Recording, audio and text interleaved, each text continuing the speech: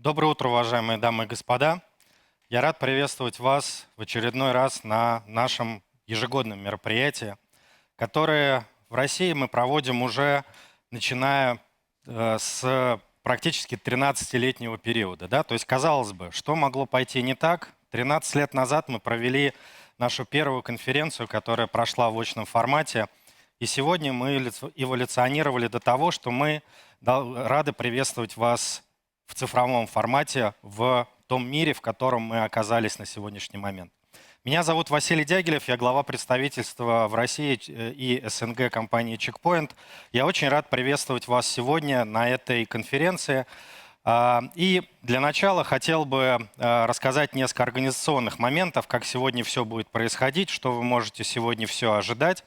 Немного техники. Пока дополнительные люди подключаются, как обычно, 5-10 минут мы можем с вами позволить себе поговорить о чем-то не очень важном. Сегодня на нашей платформе представлены виртуальные стенды как наши чекпоинты, так и наших партнеров. Вы можете заходить, вы можете смотреть в режиме реального времени, что происходит на нашей платформе.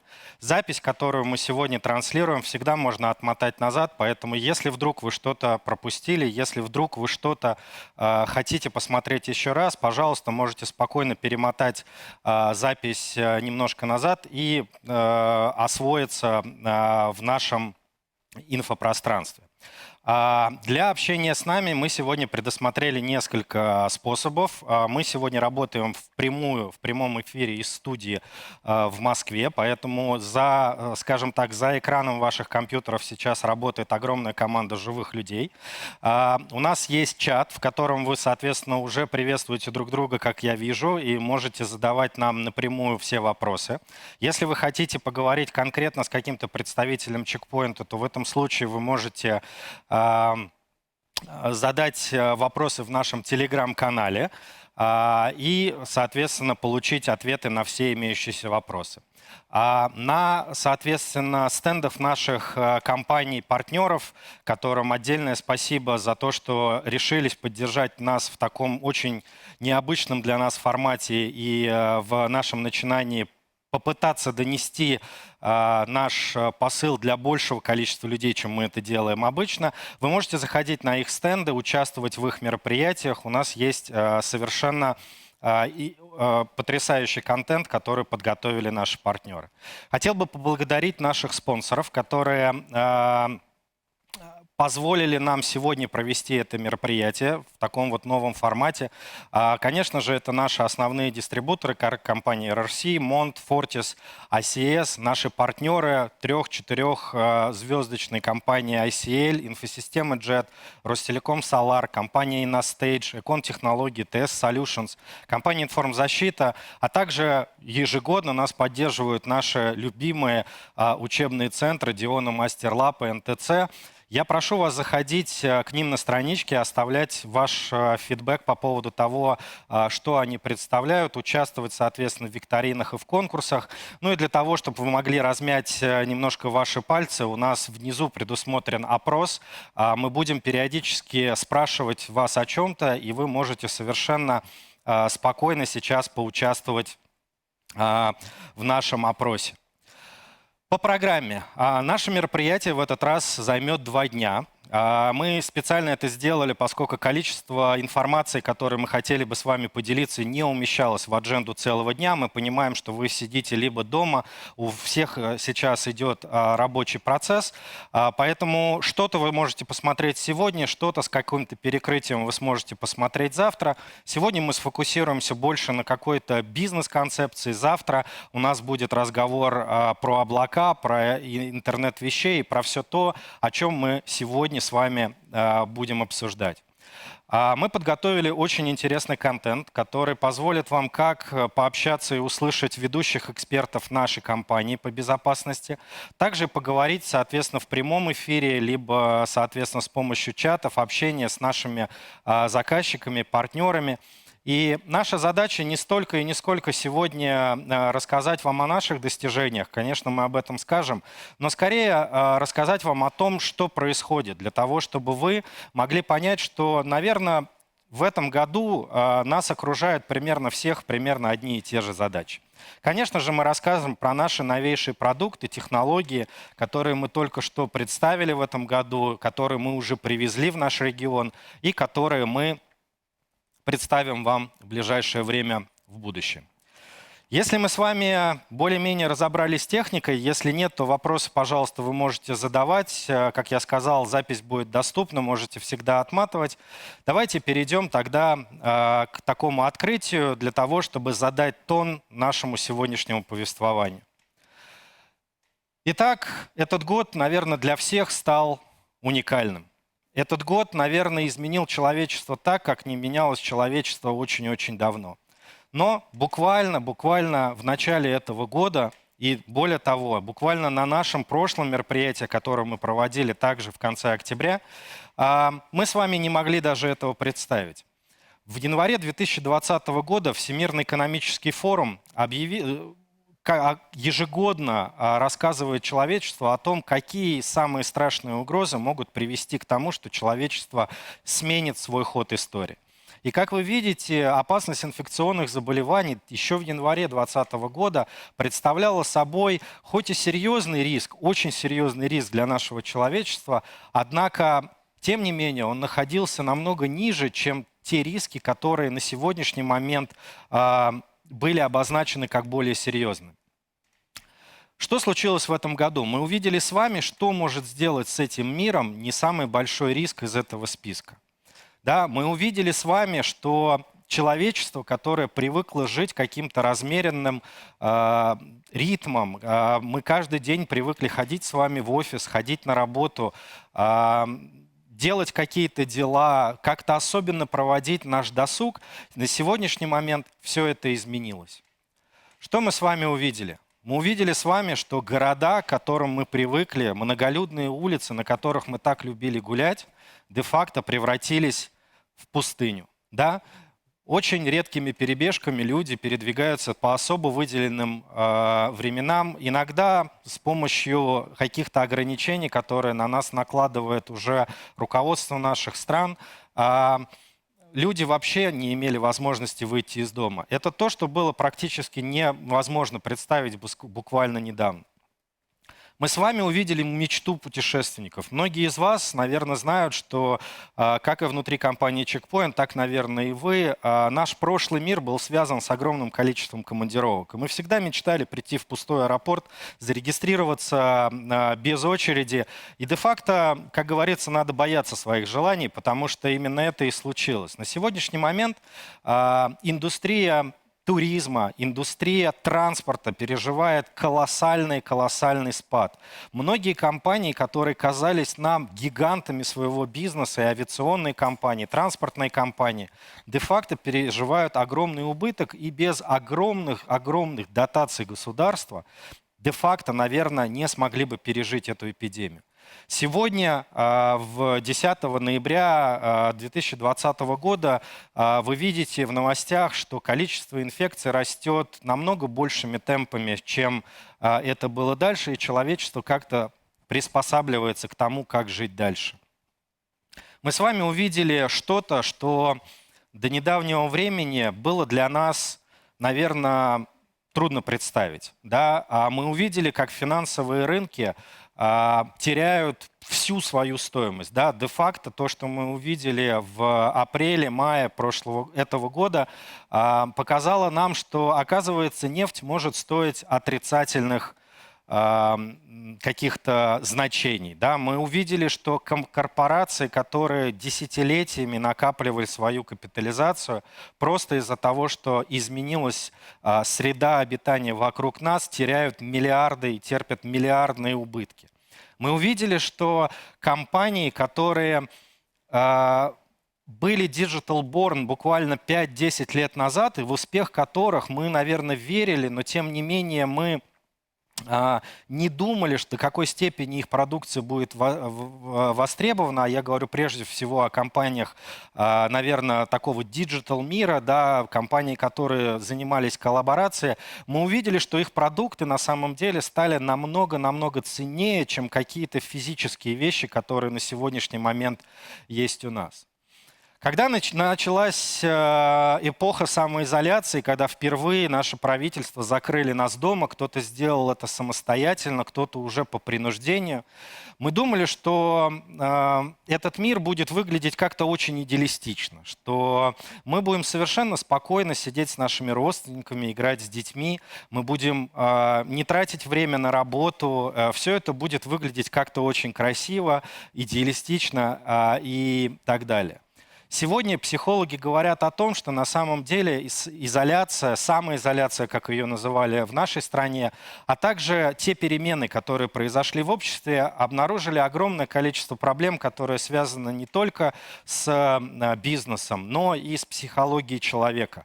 Мы совершенно по-другому начали относиться к своим родным и близким. Мы совершенно по-другому начали относиться к тому, с кем мы так или иначе делим свою жизнь. И я думаю, что отголоски вот этих перемен и, более того, развития приведет, наверное, наше общество к тому, что очень многие устои будут пересмотрены. И очень многие устои приведут нас к чему-то совершенно новому. Сегодня, находясь, как некоторые говорят, в продолжении первой волны ковида, наверное, все-таки это вторая волна ковида, мы должны понимать, что мир вокруг нас изменился до неузнаваемости. Очень многие из нас видят сейчас этот мир как мир из окна, где мы смотрим за тем, что происходит. Информация, которую мы получаем, приходит к нам не из стандартных каналов. Информация приходит к нам из мира цифровых технологий, из мира интернета, интернета вещей. И, соответственно, все, что мы делаем сегодня, за, наверное, исключением какого-то традиционного производства, так или иначе имеет цифровой след. Сегодня наши с вами дети, которых правительство в том числе отправляют на удаленное обучение, получили уникальный опыт. Эти дети получают опыт того, как современный мир будет выглядеть дальше. Мы все с вами должны научиться о том, что информацию и знания мы теперь будем получать дистанционно. И тот человек, который не примет эту парадигму, тот человек, который будет относиться к этому просто как к мультику на экране, скорее всего, в ближайшее время может остаться за бортом, скажем так, цифровой адженды всего человечества. Как всегда, я считаю себя оптимистом и всегда говорю, что на самом деле мы живем с вами в удивительном мире. Этот мир может приспосабливаться практически к любым условиям. Да, мы с вами увидели то, что человечество буквально за несколько месяцев смогло переложить в онлайн, в диджитал то, о чем мы даже не мечтали. Сервисы доставки еды, сервисы доставки практически любых сервисов стали так или иначе, как их называют, уберизированы. Да? То есть они приобрели цифровой формат, и сегодня очень многие люди, несмотря на то, что магазины открыты, несмотря на то, что развлекательные центры до сих пор открыты еще в некоторых странах, они предпочитают потреблять все, что вокруг них находится в цифровом формате. Мы увидели, что растет количество вещей, которые подключаются к интернету и делают нашу жизнь намного проще. И это замечательно, потому что IT-технологии, о которых мы всегда говорили, и, наверное, мы всегда чувствовали, что как-то наша жизнь потихонечку менялись, наконец-то вышли на первый план в нашей жизни. Сегодня в этой студии, если я не поленюсь, я насчитаю, наверное, сотни и тысячи процессоров, сотни компьютерных программ, которые обеспечивают наше с вами общение. Это и программы трансляции, и программы записи видео, и презентации, звук. Все, что угодно сегодня проходит через инфраструктуру и информационную инфраструктуру в мире, и это очень важно понимать. Мы с вами научились за эти полгода жить в новой реальности, когда мы справляем свадьбы, дни рождения, иногда встречаемся с нашими друзьями в цифровом формате. С удивлением очень многие обнаружили, в том числе и компании, что, оказывается, те, кто хорошо работал в офисе, еще лучше начинают работать на удаленке. Те, кто в офисе, в принципе, ничем не занимался и был неким таким офисным балластом, на самом деле также точно проявил себя на удаленке. И для многих компаний стало ясно, что очень многие функции, очень многие вещи, которые были must-have для любой компании в прошлом, на самом деле не столь важны. Конечно, жалко, что мы с вами не так много путешествуем, что у нас иногда сейчас нет возможности встретиться с нашими друзьями, заказчиками, партнерами, посидеть за чашкой кофе, обсудить какие-то вопросы. Но удивительно рядом мы умудряемся делать это в цифровом формате, и, наверное, так мы будем продолжать жить достаточно долго. Сегодня, как никогда, мы понимаем, что IT, наверное, стало неотъемлемой частью нашей жизни.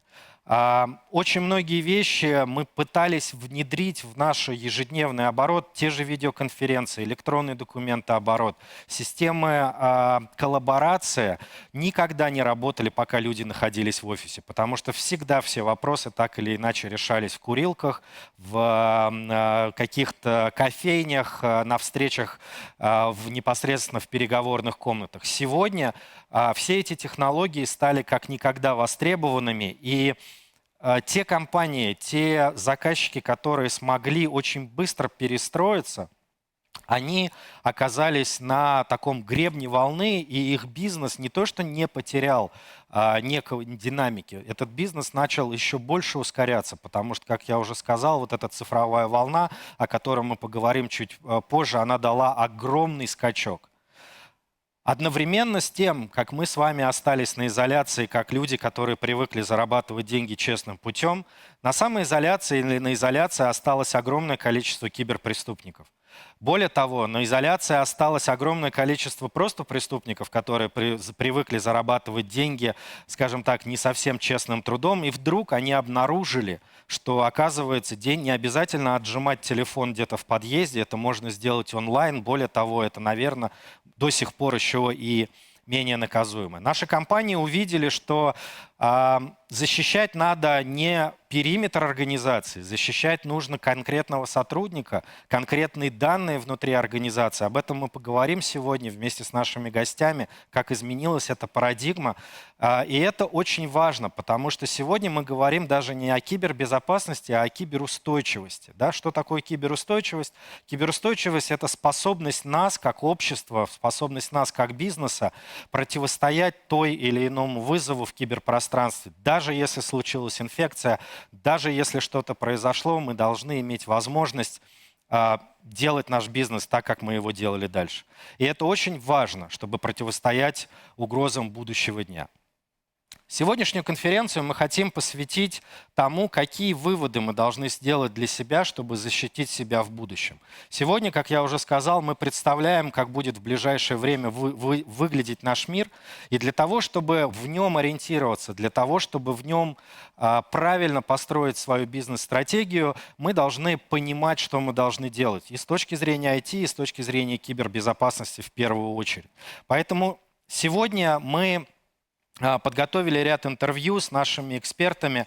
Давайте посмотрим, что происходит не только в России, не только с тем, что происходит в мире, но и что происходит, например, внутри нашей организации. Сегодня для того, чтобы у вас была возможность пообщаться с нашим руководством, мы организовали специально сделанное интервью с руководителем нашей компании, человеком, который более 27 лет назад изобрел само понятие фаервола, интернет-защиты, с Гилем Шведом. Интервью пройдет в записи, я вас сразу предупреждаю. К сожалению, мы не смогли вытащить его в реальный эфир. Человек действительно занят, и, как я уже сказал, очень многие люди, оказавшиеся на удаленке, к сожалению, сейчас вынуждены работать намного больше, потому что у них освободилось какое-то время для того, чтобы быть одновременно в нескольких вещах.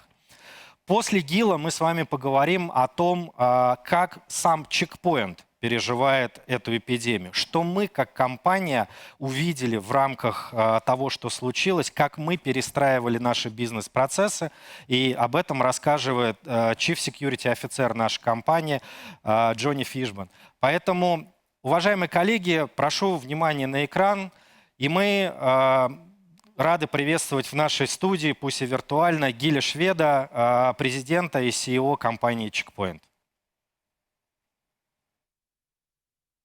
Welcome to our digital event. It's my pleasure to welcome you on behalf of probably the largest geography in the world that exists inside the Checkpoint.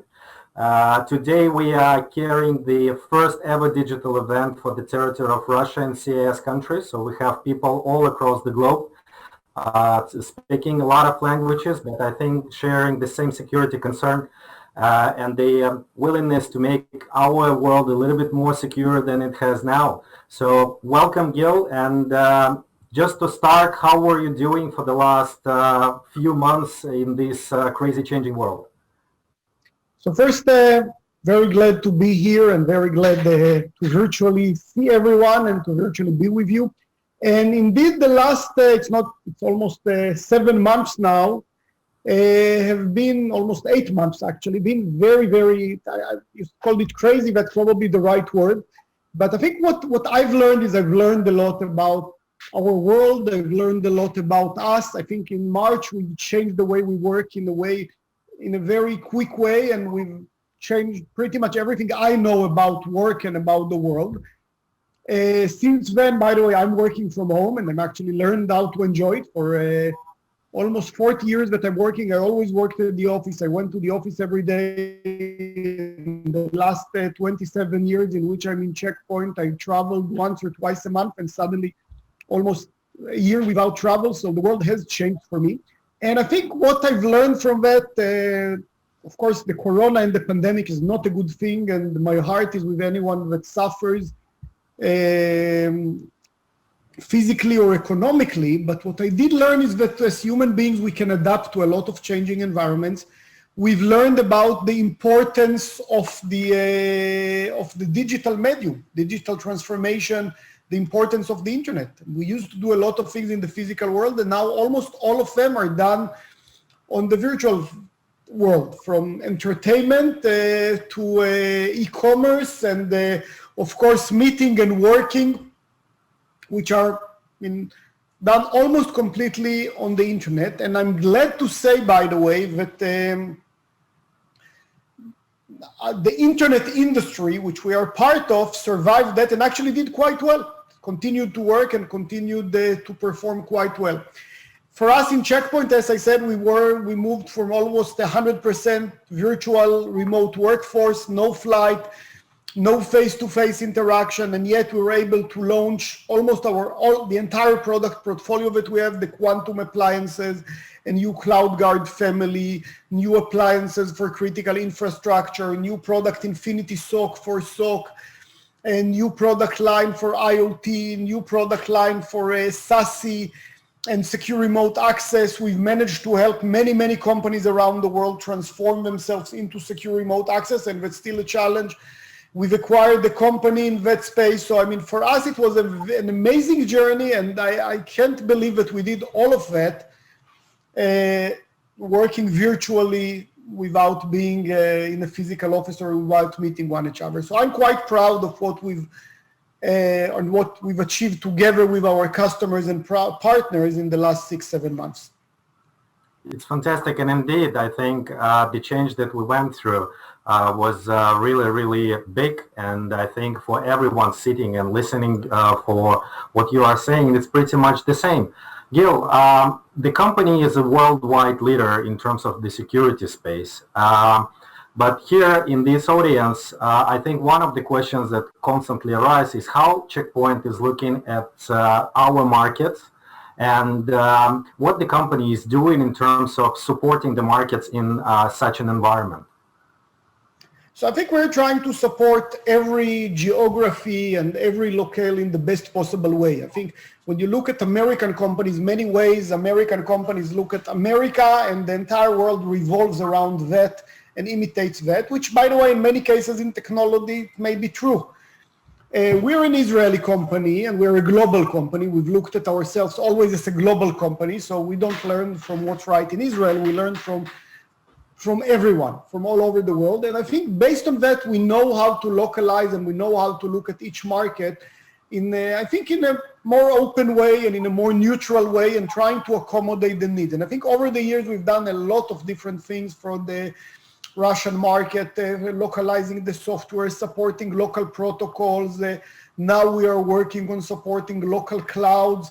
And I think it's it's both the technology itself that we try to adopt, And even more than that, the business culture and the way to do business, which we try to, on one hand, we're a global company, and again, we are the leading global products that are being utilized by everyone around the world. On the other hand, we do understand the local sensitivities, especially coming from a small country. Okay, good. It's really, really glad to hear, and I think it's really, really appreciated. Gil, I know that it's very important that you said that the world is changing. So how would you say that the cyber security sphere has changed? And what is the cyber landscape is now around us, apart from empty offices and the ability to work from home? So I think we've seen a lot of changes in cybersecurity. One of them, and I'll touch on that, is the remote work, but we even seen the attack landscape. We've seen the hackers are tuning their attacks to the local environments. We've seen a lot of phishing attacks, for example, that tailor themselves exactly to the local situation. We've seen mobile, by the way, I think is a huge challenge these days, and we're seeing a huge surge in mobile vulnerability and mobile attacks. And in mobile, we've seen at the beginning mobile applications that tried to give health information that were malware. Later on, we've seen application and websites that try to provide government support and again are turning into malware and phishing sites. So we've really seen, and by the way, that was very local. We've seen it on almost every geography, how the attack landscape progressed based on the progress of the pandemic and the different stages and what people were interested in, which is, by the way, these days it's also a big risk because things that we used to do physically before or see people, we're now doing all digitally. So the attack surface has expanded. That goes to the next point, which is the remote working. Companies have opened up things for remote access that we've never done before. I mean, it's not just the employees have the ability to work from home.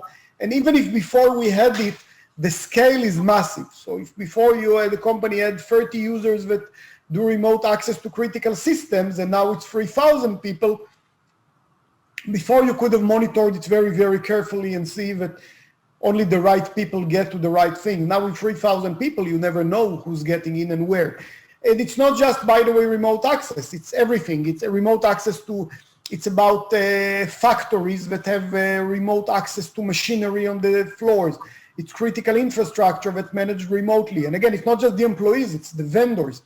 Vendors from all over the world cannot travel and do maintenance, so they do remote maintenance. So the level of openness of the network became a real challenge. And I think what we have to do is not close it, because I actually believe in connectivity. What we have is to secure it and do it right.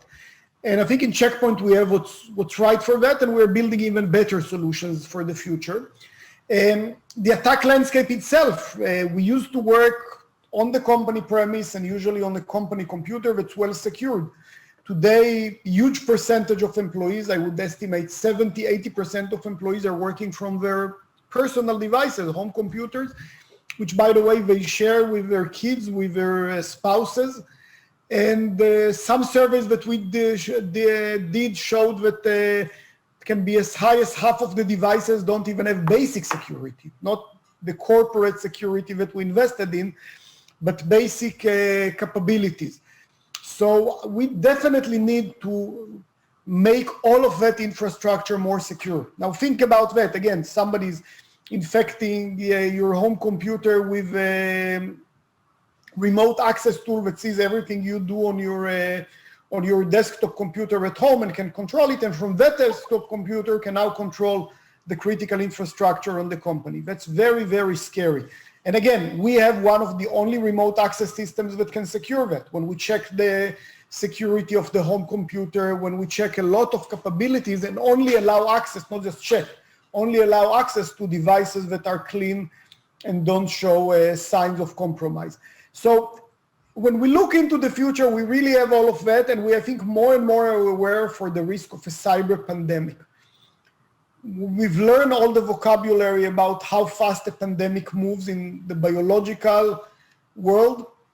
In the cyber world, we know that, if we see that in the physical world, one patient can infect on the average 2 people, and that's considered the worst pandemic that we've seen.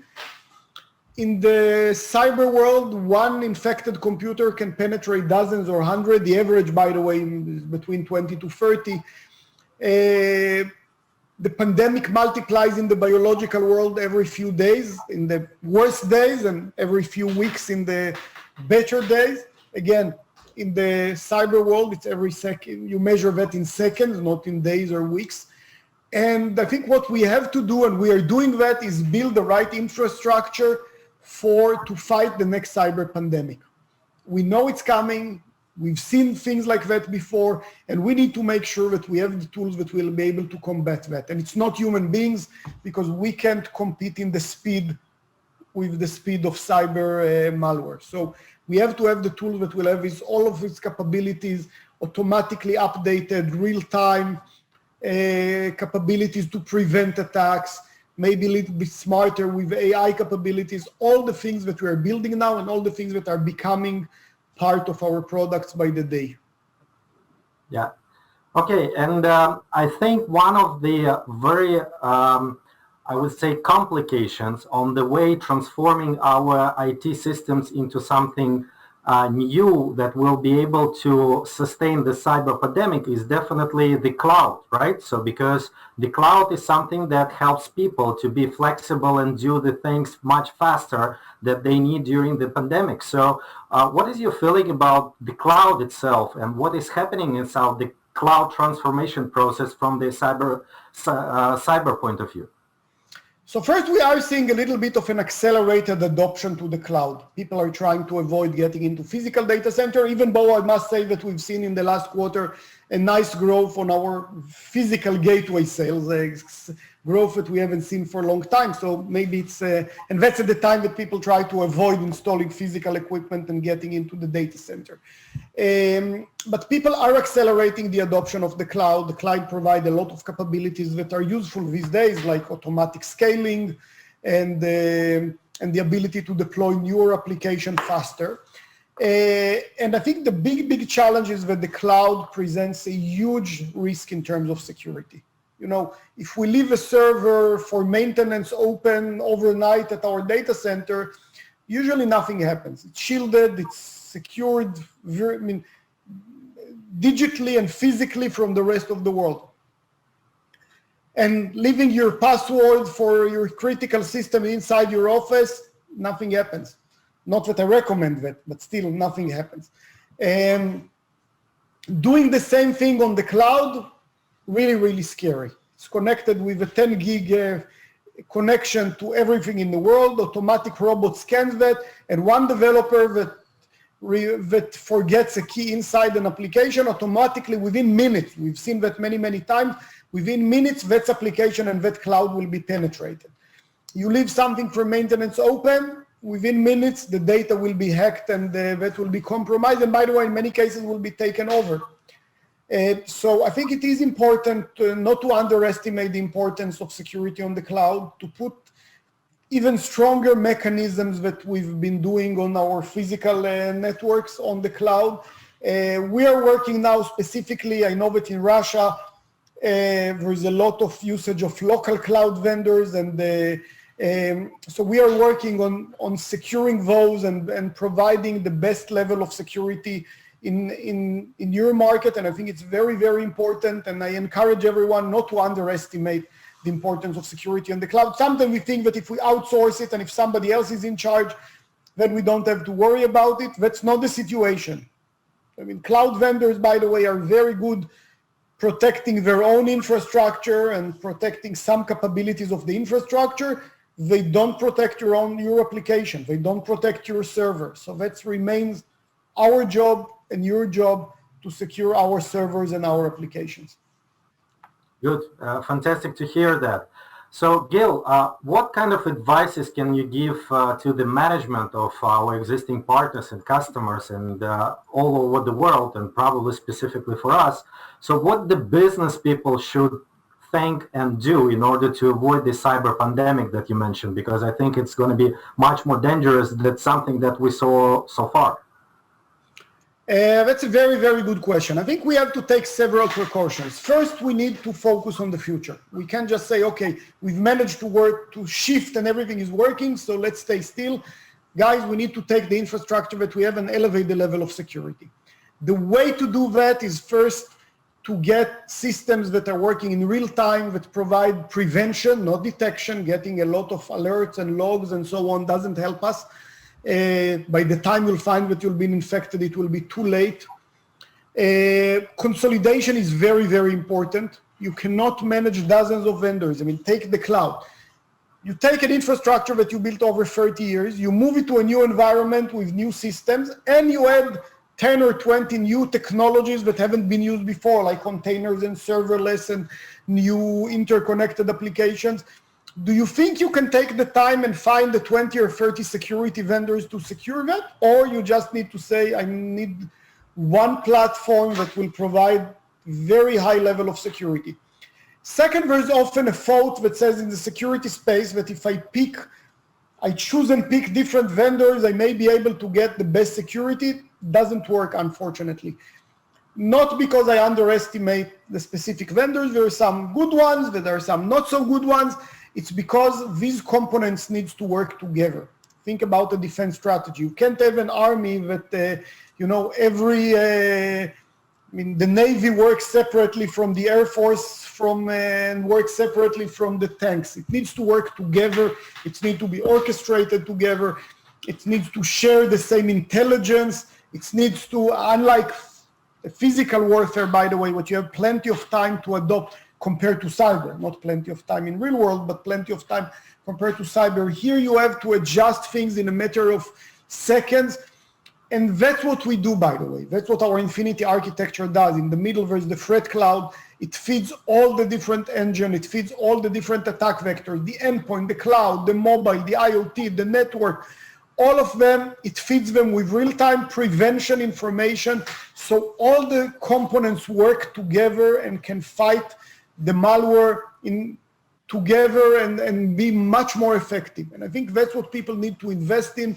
So invest in prevention, invest in the fifth and sixth generation of cybersecurity, and invest in consolidation. I think if we'll do these 3 steps, I think even if we don't convert everything, we'll be able to be very effective in a very short amount of time.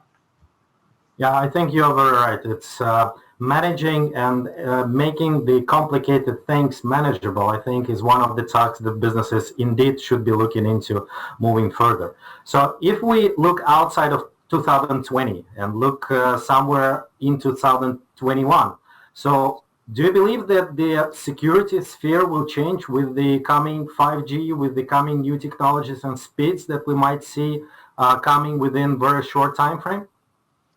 I think we will see a lot of changes, and it's an evolution. Again, I've been in this business now for 27 years, in my 28th year. I think I hit it right on the spot at the beginning in 93 when I started Check Point that the internet is going to be big. I could never imagine how big, probably 1,000 times bigger than I could have imagined when I was, 24 years old, thinking that the internet will change the world. It changed the world in a much bigger way. And I think we'll continue to see changes. I think that the important thing about security is understanding that there's not one silver bullet or one thing we need. We need to build layer by layer, year after year. And I think that's what we've been doing very well in Check Point. Today with the Infinity platform, we have something that nobody else has.